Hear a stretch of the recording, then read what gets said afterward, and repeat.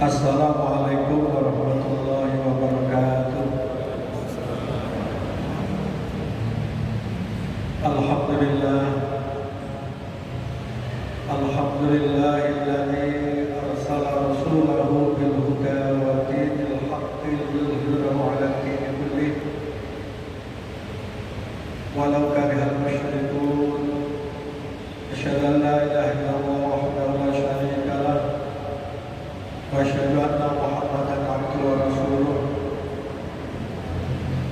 Allahumma shalli wa sallim ala Muhammadin wa ala alihi wa sahbihi ajma'in. Amma ba'd. Kepada segenap pimpinan daerah Muhammadiyah Sidoarjo yang kami hormati, dan Ibu Aisyah yang kami hormati, pimpinan cabang Sidoarjo, dan ringkasnya semua hadirin, Bapak Ibu, saudara-saudara yang dirahmati Allah. Pada kesempatan ini mari kita bersyukur kepada Allah Subhanahu wa taala, karena hanya dengan rahmat dan taufik-Nya kita dapat berkumpul di Masjid An-Nur ini untuk mengikuti kajian Ahad pada hari ini. Bapak Ibu yang dimuliakan Allah, tadi sudah dikenalkan ya bahwa saya dari Tuban. Sebenarnya kalau kami mengadakan kajian semacam ini sering menghadirkan penceramah-penceramah dari kota, termasuk dari Sidoarjo, dari Surabaya, dari Malang, Solo, dan sekitarnya. Ini malah terbalik, malah Sidoarjo mendatangkan dari Tuban. Padahal kami sering menuntut ilmu ya, anak-anak dari Tuban menuntut ilmu juga di Sidoarjo, Surabaya, Malang, dan tempat-tempat lain. Intinya kami menganggap sebenarnya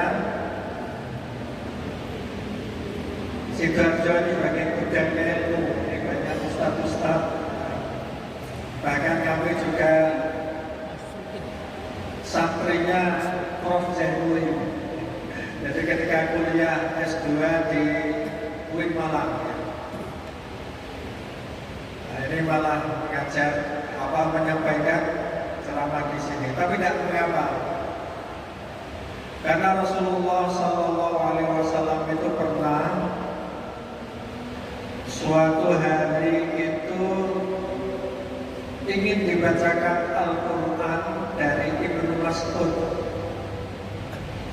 Wahai Rasulullah, mestinya saya yang ingin mendengar bacaan Al-Quran dari engkau, tapi mengapa engkau malah meminta saya untuk membacakan Al-Quran?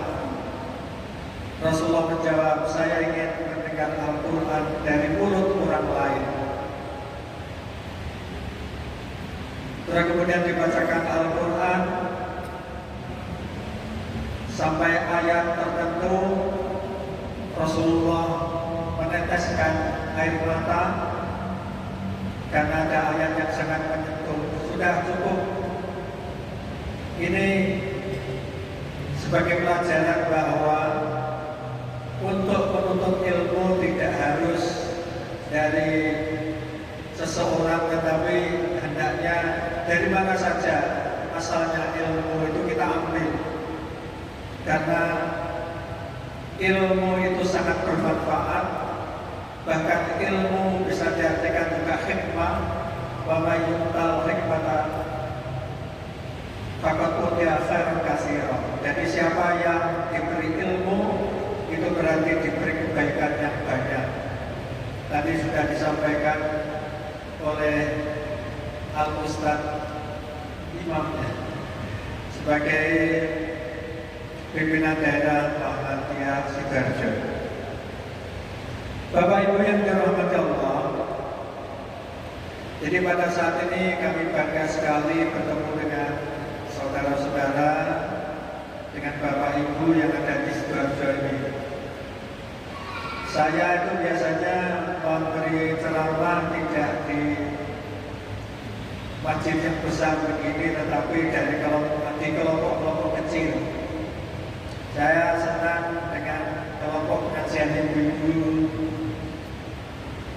ya, atau jamaah-jamaah yang terbatas ini menyampaikan kajian di tempat yang cukup bagus ini.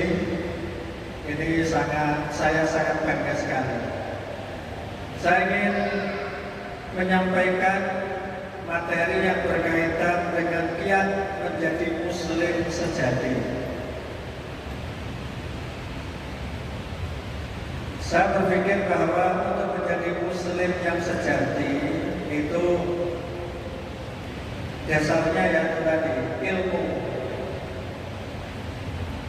Kalau kita punya ilmu, maka akan mudah untuk menjadi muslim sejati.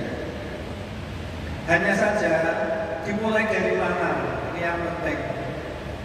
Setelah punya ilmu, dimulai dari mana? Karena untuk menjadi muslim sejati bukan hanya ilmu, tetapi sampai pengamalan, sampai mengamalkan, itulah yang menjadi muslim sejati.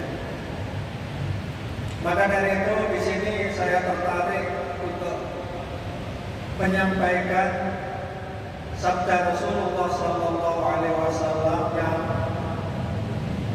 diriwayatkan oleh Abu Hurairah, bahwa Rasulullah Sallallahu Alaihi Wasallam pada suatu hari di hadapan jamaah itu bertanya, saya punya beberapa pesan, atau istilah Rasulullah al-kalimat, beberapa kalimat, tetapi saya menilai ini maksudnya adalah pesan. Ada beberapa pesan, siapa yang mengamalkan akan menjadi orang Islam yang sejati. Coba siapa di antara kalian yang siap untuk melaksanakannya, padahal belum disampaikan, tapi syaratnya setelah menerima pesan saya ini hendaknya diamalkan, terus diajarkan kepada orang yang siap mengamalkan. Ini berarti suatu amalan, pesan yang berupa amalan, dan ini kalau bisa melaksanakan akan menjadi muslim yang sejati. Saya katakan muslim sejati karena kesimpulan saya, ya, muslim sejati, karena ini inti-inti di dalam Islam. Dan pesan itu yaitu suatu pesan kalau dilaksanakan akan bisa menjadi orang Islam yang tulen, yang bagus. Ketika ditanya itu, maka Abu Hurairah angkat tangan. Ana ya Rasulullah, saya siap wahai Rasulullah untuk menerima pesan-pesan dari Rasulullah ini. Terus Rasulullah memegang tangan Abu Hurairah, itu menunjukkan bahwa kalau sampai Rasulullah itu memegang tangan seseorang, menunjukkan pesannya itu betul-betul penting dan hendaknya dipegangi. Akhodat yadai, jadi sampai Rasulullah itu memegang tangannya Abu Hurairah. Itu juga perlambang bahwa pesan ini pesan penting, hendaknya kamu pegang, kamu amalkan, dan kamu nanti sampaikan kepada orang yang siap untuk melaksanakan. Fa'adda khomsan, Maka Rasulullah itu menghitung pesan saja itu ada 5 pesan Rasulullah. Maka ini mohon untuk dihafalkan ya. Nanti mungkin ada pertanyaan. Jadi di akhir pengajian nanti saya tanya pesannya apa saja. Karena ini tidak boleh lupa. Kalau lupa berarti tidak menjadi orang muslim sejati tadi. Yang pertama adalah ittaqil maharim, takun badan nas. Jauhilah perbuatan haram, maka kamu akan menjadi ahli ibadah yang baik. Atau bahkan itu badan nas itu artinya adalah orang yang paling bagus ibadahnya. Jadi jauhilah perbuatan haram, maka kamu akan menjadi orang yang bagus ibadahnya. Pesan pertama ini mengandung pengertian bahwa kalau ingin menjadi orang yang ahli ibadah, dimulai dari menjauhi perbuatan haram, menjauhi perbuatan yang dilarang. Jangan memperbanyak amalan dulu, tetapi hendaknya harus bisa meninggalkan yang haram. Kalau sambutan dari media tadi istighfar, jadi banyak istighfar, banyak membersihkan diri dulu dari dosa, dari kesalahan, dari yang haram. Yakinlah bahwa dengan menjauh perbuatan yang haram, maka diri kita akan mudah untuk melakukan kebaikan, mudah untuk diajak beribadah. Contohnya saja, kalau kita ini ingin khusyuk dalam ibadah, maka batasi kita ini untuk melihat HP misalnya, khususnya acara-acara yang tidak penting kita batasi, apalagi yang haram, yang tidak senonoh dan seterusnya kita jauhi. Insya Allah kalau kita membatasi, maka dialihkan untuk membaca Al-Quran, ini apalagi akan menghadapi Ramadan, itu akan bisa. Tetapi kalau lebih mementingkan HP, apalagi gambar-gambar yang tidak baik, maka akan berat nanti untuk diajak membaca Al-Quran. Termasuk akan sulit kalau orang itu terbiasa melihat maksiat, terus kemudian menjadi orang yang khusyuk dalam beribadah itu sulit. Jadi jauhi dulu yang haram, maka kamu akan menjadi ahli ibadah. Termasuk dimulai dari makanan yang haram, dijauhi. Karena mungkin kita sudah mengenal ada hadis yang menceritakan bahwa ada orang yang menengadahkan tangannya ke atas ke langit, memohon kepada Allah supaya permintaannya dikabulkan. Maka Rasulullah SAW menegur, fa'anna yustajabulah, bagaimana doanya akan dikabulkan karena makanannya haram, minumannya haram, malbasul haram. Fa'anna yustajabulah, bagaimana bisa dikabulkan doa itu? Jadi menjauhi perbuatan haram, menjauhi perbuatan maksiat itu yang didahulukan. Hafal ya, pertama ya. Jadi ini artinya bahwa kalau kita ini ingin dicatat menjadi ahli ibadah, ibadah sedikit tidak apa-apa, tetapi yang haram itu hendaknya keseluruhan ditinggalkan.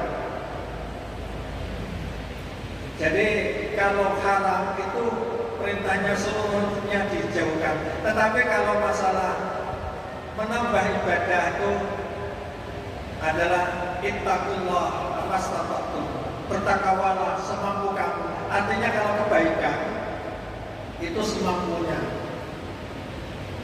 Artinya ditingkatkan. Tapi hendaknya kalau yang haram itu dijauhi. Kalau bisa seluruhnya. Kalau seandainya tidak bisa seluruhnya, minimal jangan sampai melakukan perbuatan dosa besar.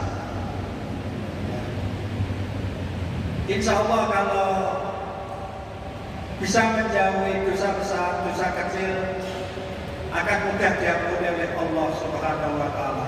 In tajtanibu kaba'ira ma tunhauna nukaffir ankum sayyi'atikum. Kalau kamu menjauhi dosa-dosa besar, maka dosa-dosa kecil jadi Allah akan saya ampuni.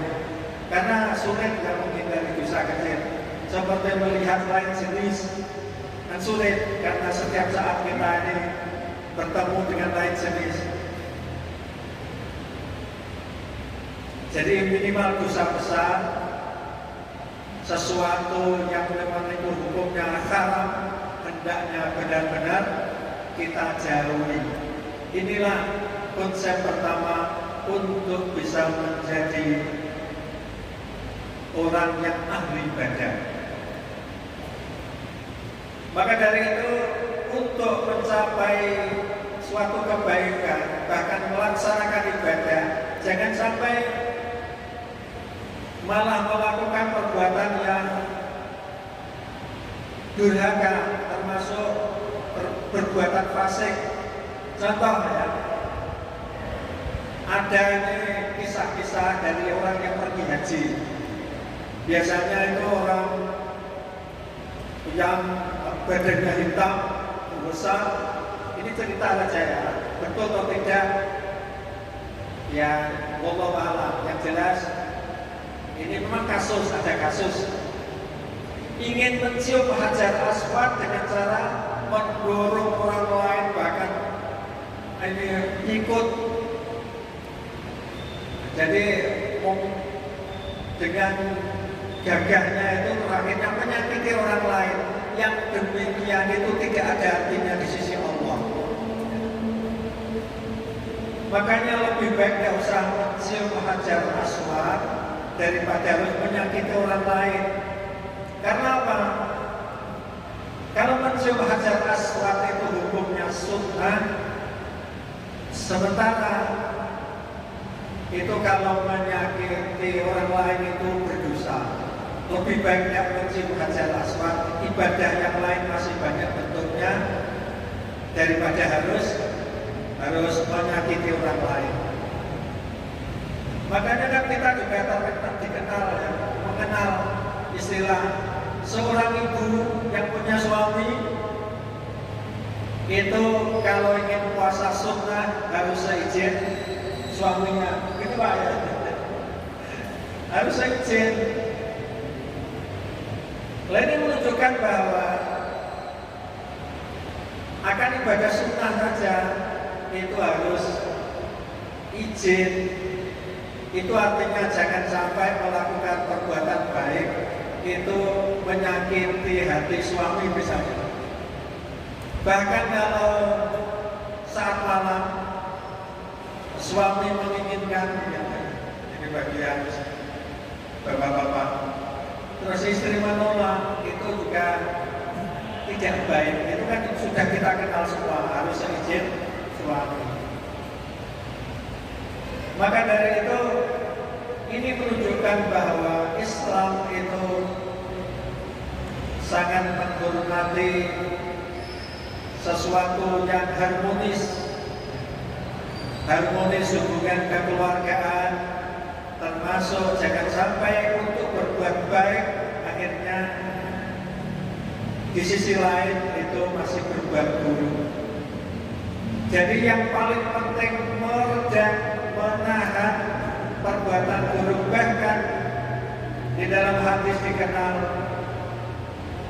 bahwa orang yang sudah berniat buruk tetapi tidak jadi berbuat buruk mendapatkan pahala 1. Jadi orang yang niat untuk berbuat baik tapi tidak jadi, itu otomatis sudah peperangan memerangi hawa nafsu, sudah menahan, maka dicatat telah melakukan perbuatan satu karena dia sudah memerangi hawa nafsunya. Jadi jangan dikira orang yang diam saja itu kelihatannya tidak beribadah. Diam tetapi dalam rangka untuk tidak melakukan perbuatan maksiat, untuk tidak melakukan perbuatan haram, maka itu sebetulnya sudah dinilai ibadah. Ya, termasuk ada orang mau tidur, tapi niatnya tidur adalah supaya tidak maksiat, maka itu sudah dinilai pahala oleh Allah Subhanahu wa Ta'ala. Pada suatu saat ya, Rasulullah Shallallahu Alaihi Wasallam itu ditanya, wahai Rasulullah, saya itu punya tetangga wanita rajin sholat malam, dia juga rajin puasa sunnah, dia rajin ngaji, tetapi dia sering menyakiti hati orang lain, sering mencaci maki tetangganya, sering menjelek-jelekan temannya. Apakah dia bisa masuk surga, wahai Rasulullah? Maka Rasulullah menjawab, dakhalatin nar, dia akan masuk neraka. Ini menunjukkan bahwa untuk memulai ibadah itu sisi yang utama dan pertama diperhatikan, jauhi perbuatan buruk, jauhi perbuatan haram, jauhi perbuatan maksiat. Dan kalau memang ingin menambah kebaikan, itu jangan sampai buruknya itu muncul. Makanya kan ada orang yang ingin sholat semalam suntuk, tidak boleh. Jangan, karena dirimu itu juga punya hak. Maka bangunlah malam semampumu. Jangan sampai kamu merasa bosan dalam beribadah kepada Allah Subhanahu wa Ta'ala. Bapak Ibu yang kami hormati, ibadah itu apa toh intinya? Ibadah itu intinya adalah taat, ya. Ibadah itu intinya taat. Ketaatan itulah yang paling penting didahulukan. Adapun ingin menambah amalan-amalan baik itu jangan sampai menyimpang. Jangan ada yang unsur lain pun yang menyimpang. Ya seperti tadi, ingin mencium hajar aswad tetapi dengan menyakiti orang lain. Makanya yang paling penting taat. Makanya Rasulullah Shallallahu Alaihi Wasallam suatu hari itu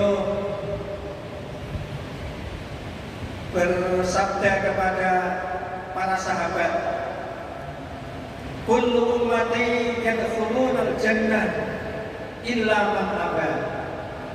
Semua umatku nanti, semua umat Islam itu nanti akan masuk surga kecuali orang yang tidak mau, kecuali orang yang menolak.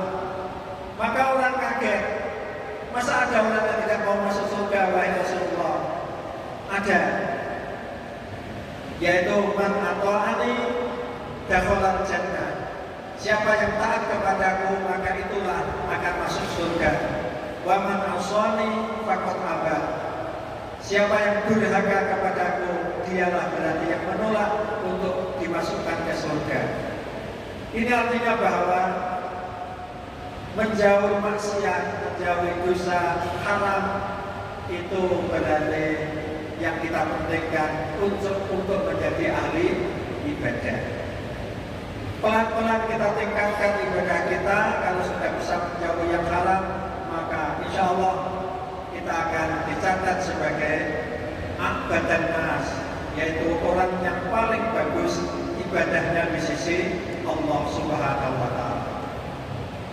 Ini pesan yang pertama. Yang kedua,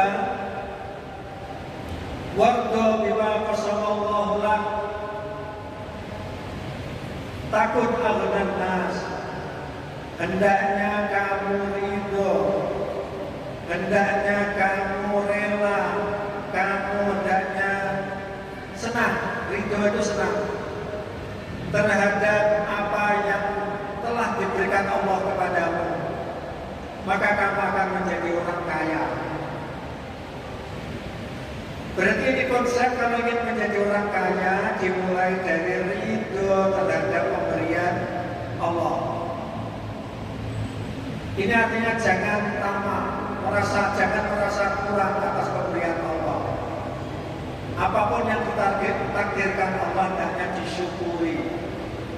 Ayat ini sebenarnya hadis ini sebenarnya hampir sama dengan firman Allah, la in syakartum la azidannakum. Kalau kamu bersyukur akan kami tambah. Tapi maksud syukur itu adalah dengan ridho, senang dengan pemberian Allah. Artinya kekayaan kita yang ada kita syukuri, kita harus senang menerimanya, jangan sampai merasa kurang. Termasuk bersyukur itu jangan merasa kurang. Bersyukur itu artinya sudah merasa cukup. Itu artinya qanaah. Qanaah itu menerima pemberian Allah apa adanya, tidak merasa kurang, maka itulah kunci untuk menjadi kaya. Ya. Cuma yang perlu saya jelaskan di sini, kaya yang sejati yang dimaksud di sini adalah bukan kaya harta, tetapi kaya yang dimaksud di sini adalah kaya jiwa. Kaya jiwanya tadi merasa bahwa yang sudah diberikan Allah itu sudah banyak. Ya. Jadi kalau ada orang itu, kok ada orang itu merasa kurang, padahal yang dimakan ada, badannya sehat, dia berpakaian sempurna, bisa menutup aurat, sudah punya rumah untuk berteduh. Bagaimanapun bentuknya, kok masih merasa kurang, itu sebetulnya dia belum bersyukur pada Allah. Ya. Dari yang dimakan, yang dipakai, badannya sehat, sudah punya rumah, kok masih merasa kurang, itu sebetulnya itu orang yang punya jiwa masih tamak. Ingin tambah boleh, tetapi di hati level manapun juga kita harus menerima pemberian Allah Subhanahu wa Ta'ala. Jadi mungkin jadi guru belum pegawai negeri, ya disyukuri, karena ternyata juga bisa untuk makan, mencukupi kebutuhan keluarga, disyukuri. Akhirnya menjadi guru sertifikasi atau dosen sertifikasi, ya disyukuri. Tidak usah terlalu minta di atasnya. Nanti kalau memang kita laksanakan tugas dengan baik, akan ditambah sendiri oleh Allah Subhanahu wa Ta'ala. Yakinlah orang yang pandai bersyukuri itu akan ditambah oleh Allah. Itulah kunci daripada kekayaan. Maka dari itu merasa cukup inilah yang didahulukan. Maka Rasulullah SAW pernah bersabda, laisal ghina bikasratil aradi walakinnal ghina ghina nafsi. Bukanlah kaya itu adalah yang banyak hartanya, tetapi kaya itu sebetulnya adalah yang berada di jiwanya. Kalau jiwa kita merasa cukup, ridho dengan pemberian Allah, itulah orang kaya. Apa gunanya kekayaan sudah banyak menumpuk tetapi sementara merasa kurang terus? Maka dari itu ridho terhadap pemberian Allah ini sangat penting. Maka dari itu kita itu hendaknya latihan, jangan sampai merasa kurang.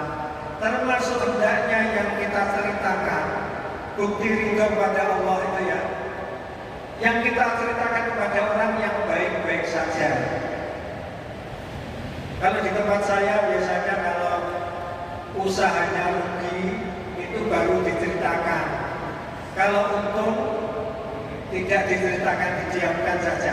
Kalau di sini bagaimana? Sama. Oh, kalau berarti cerita yang rugi-rugi, yang sengsara diceritakan, itu berarti tanda belum bersyukur kepada Allah. Padahal perintah Al-Quran yang baik itu disuruh menceritakan, nikmat itu disuruh cerita kepada orang lain. Fabi nikmati rabbika fahadis. Maka nikmat Tuhanmu itu ceritakan. Alhamdulillah aku berarti. Berarti diceritakan orang lain, itulah namanya mensyukuri nikmat. Jangan yang sedih-sedih diceritakan. Bisa Bapak Ibu menerapkan ini? Ya dilatih. Nikmat disuruh menceritakan, tapi kalau musibah disuruh menyembunyikan. Sebagaimana bapaknya Nabi Yusuf itu siapa? Ayub, Nabi Ayub ya. Nabi Ayub itu ditinggal anaknya tersayang yaitu Yusuf, itu sedih luar biasa. Sampai dia mengeluh, tapi mengeluhnya bukan kepada manusia, tapi mengeluhnya kepada Allah. Innama ashku basi ila rabbi. Saya hanya mengeluh mengadu kepada Allah Subhanahu wa taala. Paham ya? Jadi kalau ada kesusahan, mengeluhnya hanya kepada Allah, atau orang-orang khusus saja seperti istri, suami, atau orang dekat. Jangan semua orang diberi cerita, tetapi kalau ada nikmat, ceritakan kepada semua orang. Fabi nikmati rabbika fahadis. Jadi ini yang kedua. Sekarang yang ketiga, pesan Rasulullah, wa ahsin ila jarika takun mu'minah. Hendaknya kamu harus berbuat baik kepada tetanggamu, maka kamu akan benar-benar menjadi orang mukmin. Untuk bisa menjadi orang mukmin yang sejati, tandanya apa? Tandanya berbuat baik kepada tetangga.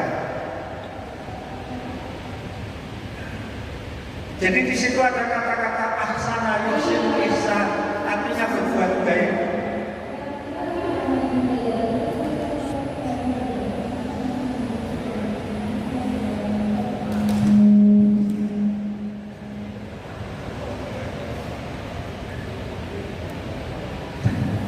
Jadi wahsin, berbuat baiklah. Ini artinya bukan sekedar baik dengan tetangga, tetapi berbuat baik.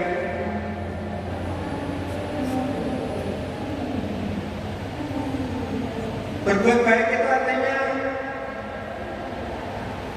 kebaikan kita ini melebihi kebaikan tetangga. Itu namanya berbuat baik. Tapi kalau kita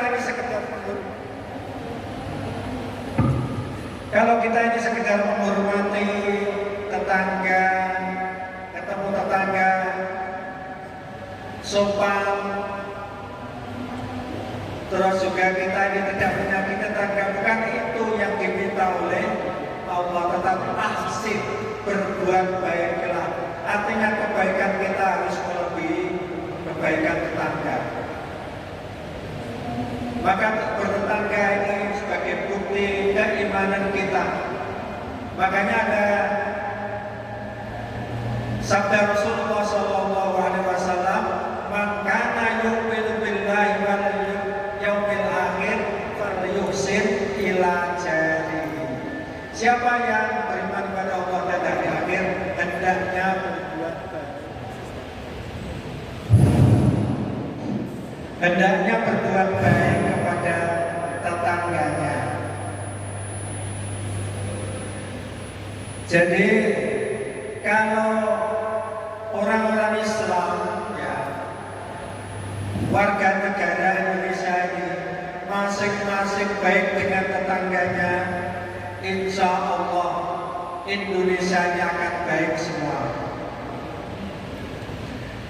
Jadi orang baik itu sebenarnya diukur dari bagaimana pendapat tetangganya. Ini mau ngapain orang takut atau bodoh? Ya. Kalau tetangganya mengatakan dia orang baik, maka dia baik. Tapi kalau tetangganya mengatakan dia tidak baik, maka tidak baik. Maka dari itu kalau ingin mengenal, mungkin ya mengenal, saya ingin punya mantu, orang itu akan bisa dengan orang itu, kira-kira baik tidak keluarga itu. Bagusnya keluarga itu tanyakan tetangganya. Tanyakan tetangganya. Kalau tetangganya mengatakan baik, maka akan betul dia adalah orang baik.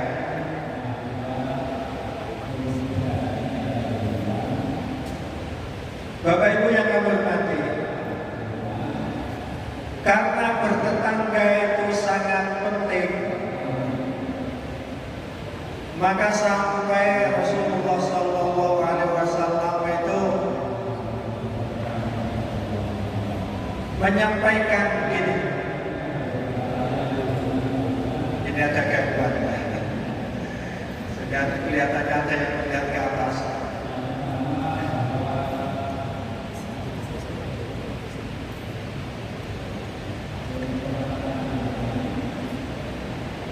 Ya, jadi Rasulullah SAW bersabda, "Mazala yusini Jibril biljan hatta adunnu annahu sayuwarrithuhu." Bahwa Rasulullah bersabda yang artinya malaikat Jibril itu selalu berpesan kepada saya untuk berbuat baik kepada tetangga, seakan-akan tetangga itu seperti orang yang akan mendapat warisan dari saya. Jadi kita ini hendaknya menganggap bahwa tetangga itu adalah seperti kita semua. Siapa tetangga itu? Tetangga itu kata Rasulullah adalah orang yang di sekitar kita, 40 rumah dari kita. Itu kalau istilah sekarang bisa RT. RT itu biasanya kan rata-rata menurut aturan yang normal itu sekitar 40 kakak, gitu ya. Nah itulah tetangga kita. Cuma dalam Quran ada yang dinamakan tetangga dekat dan tetangga jauh. Tetangga dekat berarti dekat dengan rumah kita, tetangga jauh berarti termasuk teman kita, keluarga kita.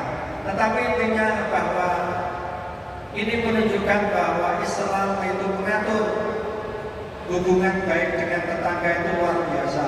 Sampai mengukur imannya seseorang itu tergantung baik tidaknya dengan tetangga. Maka ada istilah pagar mangkok lebih bagus dari pagar tembok. Pagar mangkok lebih bagus dari pagar tembok. Pagar mangkok itu artinya tetangga itu kalau suka memberi, maka imbal baliknya insya Allah rumah kita akan aman, keluarga kita akan dilindungi, bahkan keburukan kita akan ditutupi oleh tetangga. Tapi kalau kita ini meskipun pagarnya tembok, terus kemudian tapi dengan tetangga kurang baik, hubungannya tidak harmonis, apalagi sombong, sudah sombong, pelit, tetangga. Itu biasanya tetangga tidak mau membantu ketika ada kesulitan. Ada rumah kebakaran gitu. Wis beno mau kodit.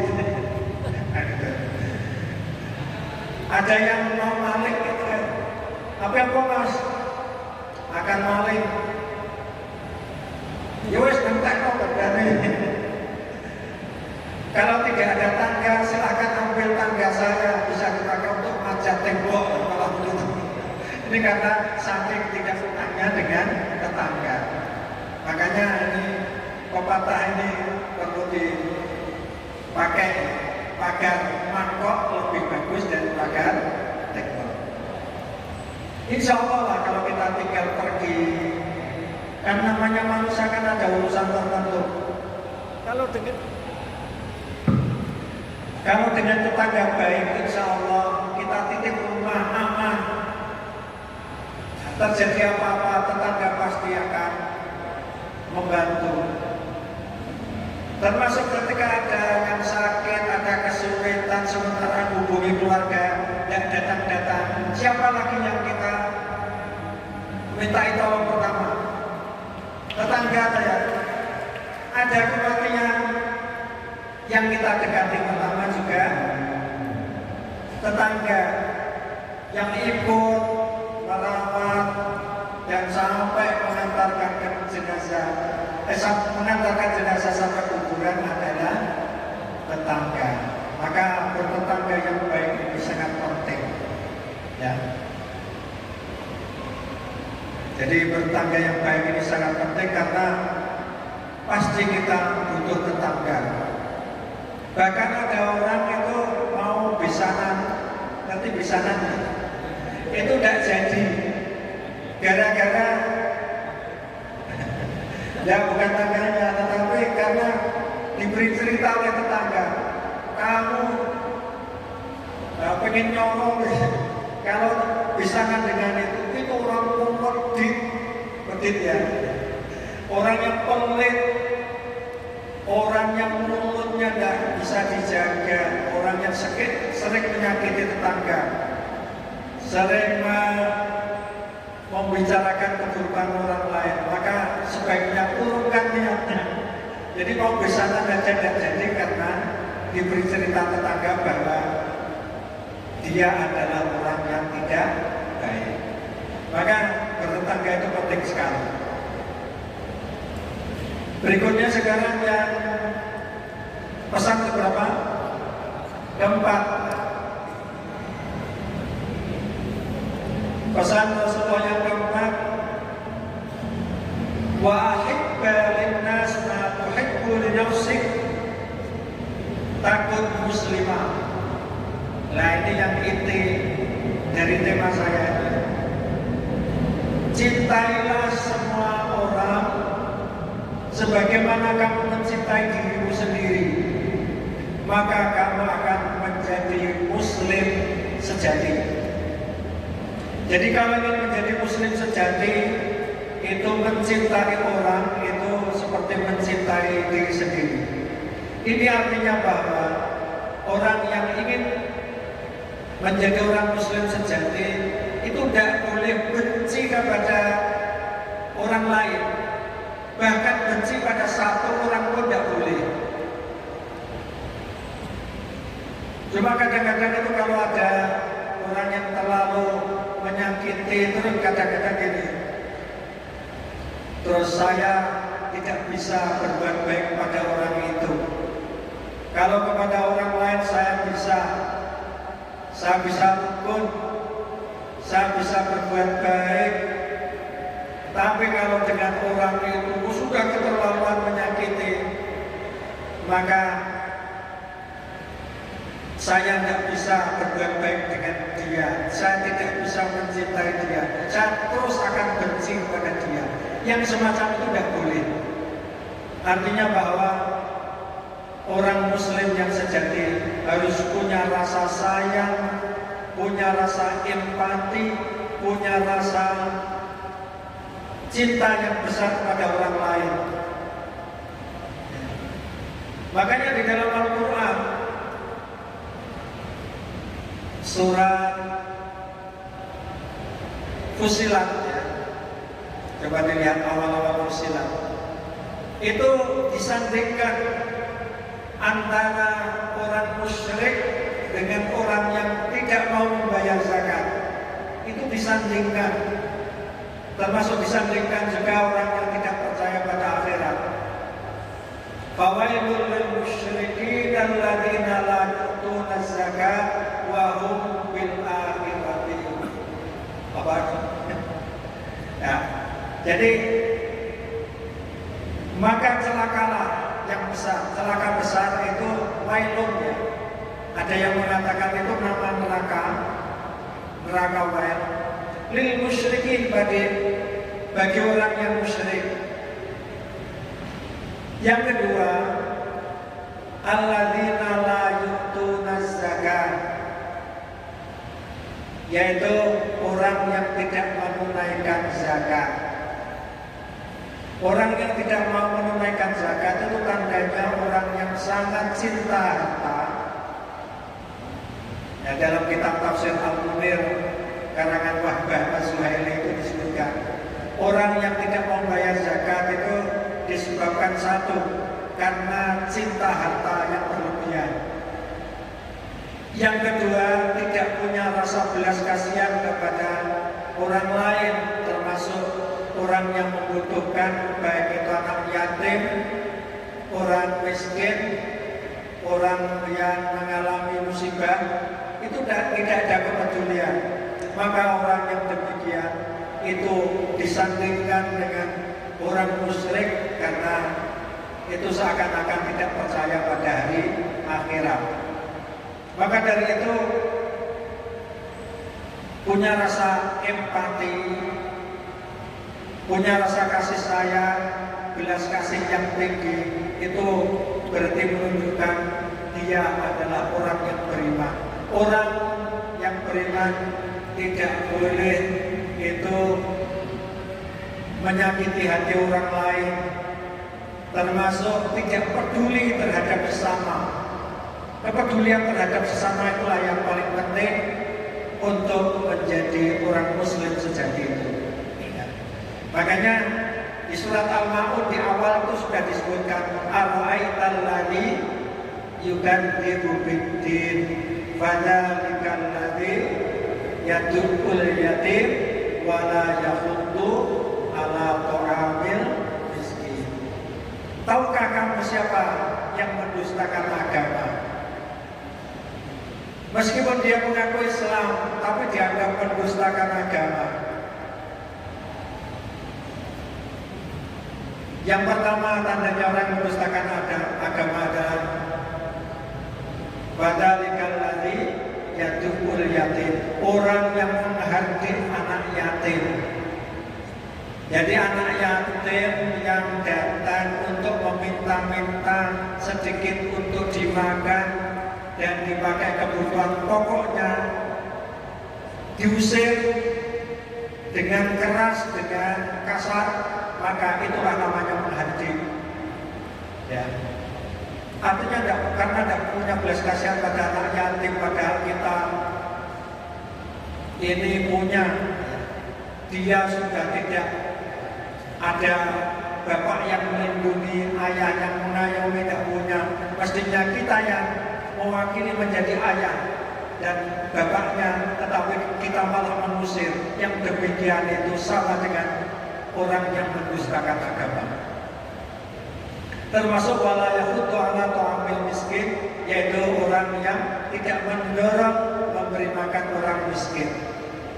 Mendorong itu bukan dimaksud kepada orang lain, tapi mendorong diri sendiri juga.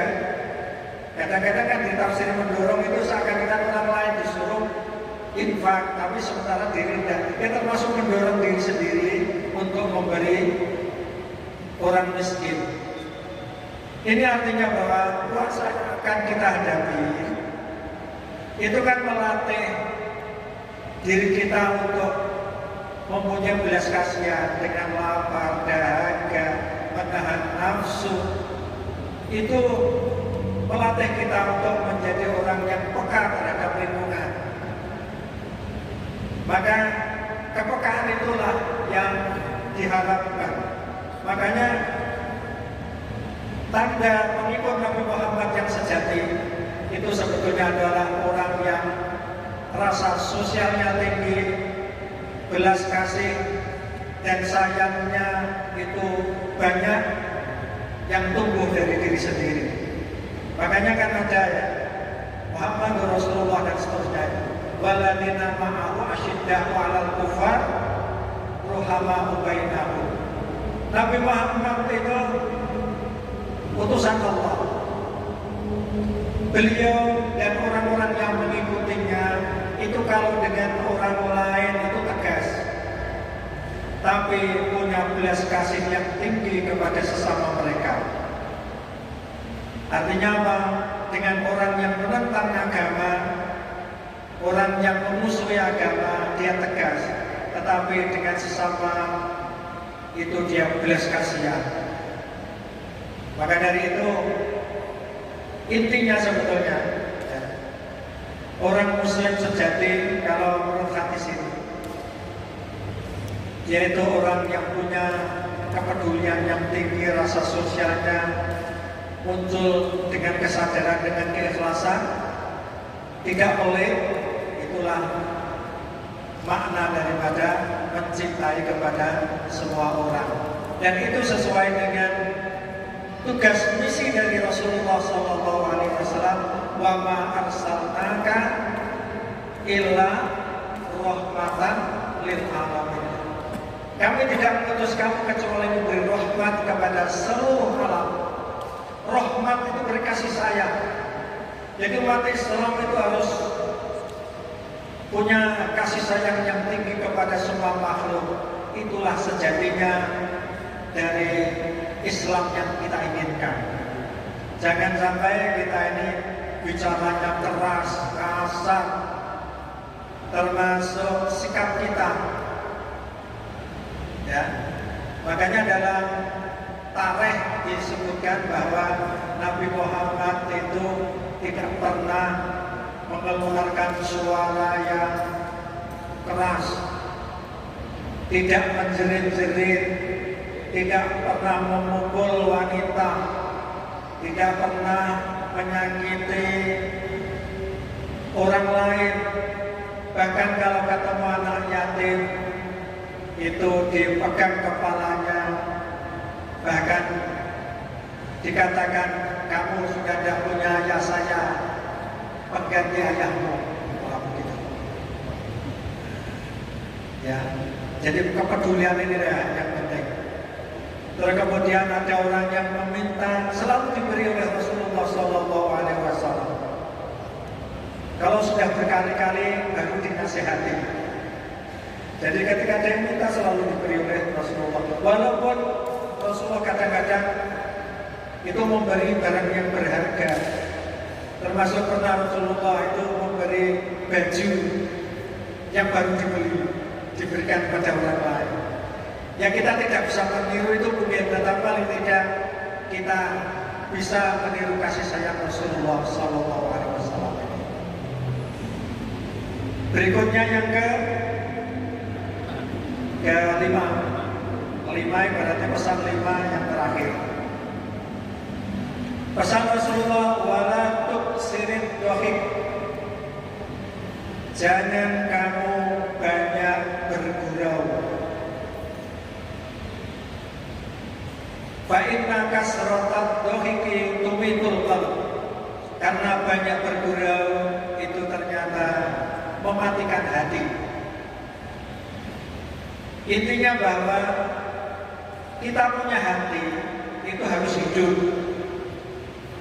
Kita punya hati itu harus bisa memberi semangat kepada anggota tubuh untuk berbuat, baik itu ibadah makhdhah atau ibadah yang lain, termasuk menggerakkan sesuatu yang positif.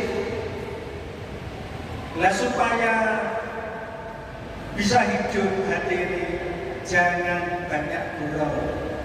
Jadi yang dimaksud dohik itu arti aslinya kan tertawa. Jangan banyak tertawa. Tapi tertawa itu ya, kalau memang waktunya tertawa ya boleh. Jadi tertawa itu tidak dilarang tapi dibatasi. Tapi saya mengartikan yang dimaksud adalah bergurau yang terus-menerus, guyong wae, yang tidak tahu batasnya. Kenapa tidak boleh banyak tertawa, tidak boleh banyak senda gurau? Karena mematikan hati. Karena orang yang biasa senda gurau itu terkadang terbawa terus di situasi yang tidak pantas. Di tempat kematian terkadang sedang gurau, di situasi ada kematian sedang gurau. Ada apa kadang-kadang itu ya? Kalau mati gurau, itu menyinggung perasaan tuan rumah. Kadang-kadang itu membawa keranda, dibawa ke kuburan, itu yang bergurau, itu tidak bagus. Sementara kita ini tidak boleh, ya, karena itu jaga kita. Membaca zikir-zikir tertentu seperti la ilaha illallah, la ilaha illallah, tidak boleh, tapi guyon, itu ya doa itu bareng-bareng, ya tidak. Ya. Selain itu, kalau orang itu senang senda gurau, itu tidak terasa. Senda gurau itu dibuat-buat. Dibuat-buat itu artinya dia cerita yang ngarang, tidak sebenarnya. Terus akhirnya supaya ditertawakan orang lain, maka yang demikian itu dilarang oleh Rasulullah SAW. Rasulullah berpesan, hendaknya kamu terus jujur walaupun dalam senda gurau, walaupun sedang bermain-main, kamu hendaknya jujur. Rasulullah itu yang terkadang juga melucu, tetapi tetap jujur. Contoh melucunya Rasulullah ya, tolong ambilkan anak kambing di belakang ini untuk saya sembelih. Yang diperintahkan bingung, anak kambing kan berarti cempe. Cempe masa disembelih? Sini cempe, tahu ya? Masa cempe disembelih? Ya yang saya maksud itu anak kambing yang sudah besar. Anak kambing yang sudah besar. Itu kan yang melucu, tapi kan jujur. Itu ya anak kambing besar, anak anjing yang dari. Nah itu maksudnya. Jadi melucu tetapi juga jujur. Termasuk Rasulullah itu juga sering ya ngajak gurau dengan orang lain. Pernah ceramah. Itu begini. Nenek-nenek seperti nenek itu nanti tidak ada yang di surga.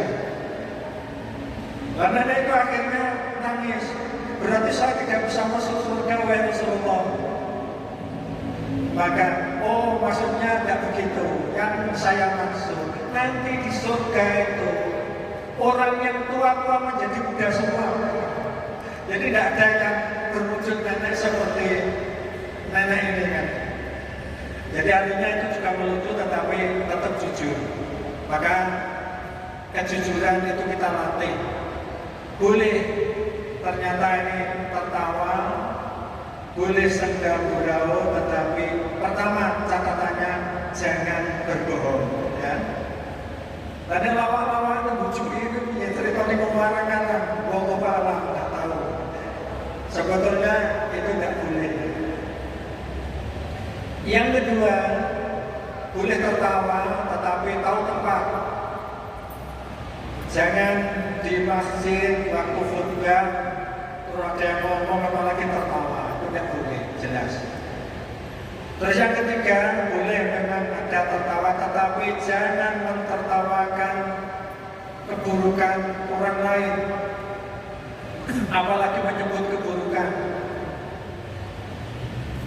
Wong membicarakan saja tidak boleh, membicarakan saja namanya ghibah. Ghibah itu artinya ngerasani ya, ngerasani aja tidak boleh. Jadi ngerasani aja tidak boleh, apalagi sudah ngerasani, sudah ghibah, membicarakan keburukan dan menjelekkan lagi, mentertawakan, itu sangat menyakiti orang yang ditertawakan. Maka dari itu, ya, nasihat-nasihat ini sangat penting. Intinya terakhir tadi ya, tertawa boleh karena Nabi Sulaiman itu juga pernah tertawa. Fatabassama dhahikan min qawliha. Nabi Sulaiman itu pernah tersenyum bahkan tertawa ketika mendengar omongan semut. Wahai pasukan semut, silahkan masuk ke lubangmu. Ini Sulaiman dan tentaranya akan lewat. Kamu nanti diinjak-injak. Nah, Nabi Sulaiman itu mendengar itu, terus kemudian tersenyum dan tertawa. Ini artinya tertawa boleh, tapi maksudnya jangan banyak yang penting, karena bisa mematikan hati. Kalau hati itu mati, maka tidak bisa menggerakkan anggota tubuh ini untuk baik. Dijak baca Quran angel, diajak sholat khusyuk juga sulit, termasuk tidak peka terhadap situasi di sekelilingnya. Kalau orang itu banyak tertawa. Karena Rasulullah berpesan, ala inna fil jasadi mudghah. Ingatlah bahwa di tubuhnya ada segumpal daging. Kalau segumpal daging ini bagus, maka baguslah perbuatan semuanya. Tapi kalau buruk, buruklah semuanya. Apa itu? Hati. Makanya hati itu kalau baik, hati itu kalau hidup, hati itu kalau memang dipelihara dengan baik, dijaga dari keburukan, termasuk dijaga dari penyakit hati, insya Allah kita ini digerakkan oleh hati. Pertama, rajin ibadah. Yang kedua, rajin beramal soleh. Yang ketiga, minimal bisa mencegah perbuatan-perbuatan yang buruk, insya Allah. Sebelum kita tutup, saya tanya, pertama tadi apa Pak? Nasihat Rasulullah, jauhi perbuatan haram, niscaya kamu akan menjadi ahli ibadah. Intinya kalau ingin menjadi ahli ibadah, jauhi yang haram, jauhi maksiat, jauhi dosa. Yang kedua, ridho terhadap pemberian Allah, niscaya akan diberi kaya. Untuk menjadi kaya dimulai dari ridho, syukur, dan qanaah. Yang ketiga, berbuat baik kepada tetangga, maka akan menjadi orang mukmin sejati. Ya. Kalau ingin menjadi orang yang dikatakan sebagai mukmin, harus baik dengan tetangga. Yang keempat, harus mencintai semua orang, maka akan menjadi muslim sejati. Artinya cinta itu juga kasih sayang, cinta itu rasa peduli. Yang terakhir, jangan banyak tertawa, karena banyak tertawa itu mematikan hati. Ya, saya kira cukup, pas 1 jam saya menyampaikan. Semoga bermanfaat dan sesuai pesan Rasulullah, hendaknya diamalkan. Semoga kita semua bisa mengamalkan apa yang menjadi pesan Rasulullah tadi. Nasrullah wa fathul qarib wa basyiril mu'minin. Assalamualaikum warahmatullahi wabarakatuh.